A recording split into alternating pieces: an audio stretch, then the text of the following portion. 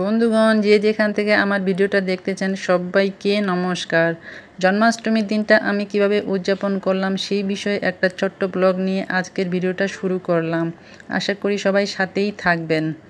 আজকে সকালে ঘুম থেকে উঠেই পুরা বাসা আমি ক্লিন করে নিয়েছি, আর এদিকে চুলাগুলোও ভালো করে ক্লিন করে নিয়েছি, যেহেতু ঠাকুরের জন্য ভোগ রান্না করব। আর আদ্রিতাও নাকি আজকে আমার সাথে জন্মাষ্টমীর উপবাস পালন করবে, এই জন্য ও সকাল থেকে কিছু খাচ্ছে না।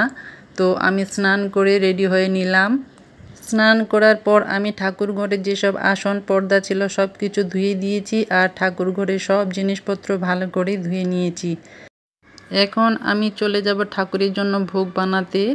কালকে একটা নারকেল নিয়ে আসছিল, সেটা দিয়ে ভাবছি নাড়ু বানাবো। মিষ্টি আনতে বলছিলাম, মিষ্টি নিয়ে আসে নাই, তো নাড়ুটাই বানিয়ে দেব। তো নারকেলটা কোটা হয়ে গেছে, এখন আমি চলে যাব নাড়ু বানাতে। আমি চুলার মধ্যে কড়াইটা বসিয়ে দিয়েছি। প্রথমেই আমি নারকেলগুলো আগে ভেজে নেব। আমি গুড় দিয়ে নাড়ুটা বানাবো প্রথমে, কিন্তু নারকেলগুলো ভালো করে একটু ভেজে নিব, ভেজে এটা তুলে রাখবো। তারপরে আমি গুড়টা ভেজে নেব। তো এটা ভাজা হয়ে গেছে, তুলে রাখলাম। এখন গুড়টা দিয়ে দিয়েছি, এখানে দারচিনি আর এলাচ দিয়ে দিলাম। এখন ভালো করে গুড়টা কিন্তু আমি জাল করে নেব ভালো করে। এভাবে যখন গুড়টা ভালো মতো ফুটে যাবে, তারপরে আমি কিন্তু নারকেলটা দিব। নারকেলটা দিয়ে ভালো করে আবারও ভেজে নেব।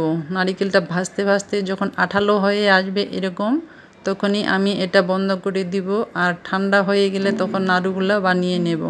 তো নারকেলটা ঠান্ডা হয়ে গেছে, খুব বেশি ঠান্ডা করা যাবে না, যেন হাতে ধরা যায় এরকম ভাবে কিন্তু নাড়ুটা বানাতে হবে, না হলে খুব ঠান্ডা হয়ে গেলে কিন্তু নাড়ুগুলো হতে চাবে না। তো আমার সব নাড়ু বানা হয়ে গেছে। আদ্রিতার বাবা যেহেতু উপবাস করে না, ওর জন্য কুমড়া আলুর সবজি আর পটল ভাজি করে দিলাম। আর তারপরে আমি চলে আসলাম ঠাকুরের জন্য সাবুর পায়েস বানাতে। তো সাবুদানাটা আমি ভালো করে ধুয়ে নিয়েছি, এখন আমি হাফ লিটার দুধ দিয়ে দিচ্ছি। তারপরে আমি দিয়ে দিলাম দারচিনি, এলাচ, লবঙ্গ। এখন আমি এটা রান্না করতে বসাই দিলাম চুলার মধ্যে।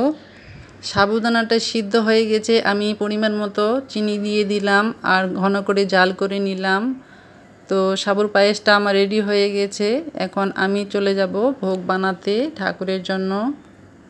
কালকে ঠাকুরের জন্য এই ফলগুলো নিয়ে আসছিল, এগুলো ভালো করে ধুয়ে আমি ঠাকুরের জন্য রেডি করে নিচ্ছি। আদ্রিতা তো আজকে আমার সঙ্গে অনেক বেশি জেদ করতেছে, বলতেছে মা আমিও তোমার সাথে জন্মাষ্টমী ব্রত পালন করব। আমি ওকে তো বলতেছি তুমি থাকতে পারবে না, তুমি খাও। আমি ওকে সকাল থেকে কোনো কিছুই খাওয়াতে পারিনি, এবং কি ফলও খাই নাই। বলতেছে তুমি যখন খাবে তখনই আমি খাবো, না হলে আমি খাবো না। তো আমি তো ভাবছিলাম নির্জলা করব, কিন্তু ওর জন্য আমাকে ঠাকুরকে তাড়াতাড়ি ভোগ নিবেদন করে প্রসাদ নিতে হয়েছে। আমি খেয়েছি, তারপরে ও খেয়েছে। সারাদিন এভাবেই ছিল আমার সঙ্গে। রাতের বেলা ওর বাবা ওকে জোর করে ভাত খাওয়াই দিয়েছে, কেননা পরের দিন ওর পরীক্ষা।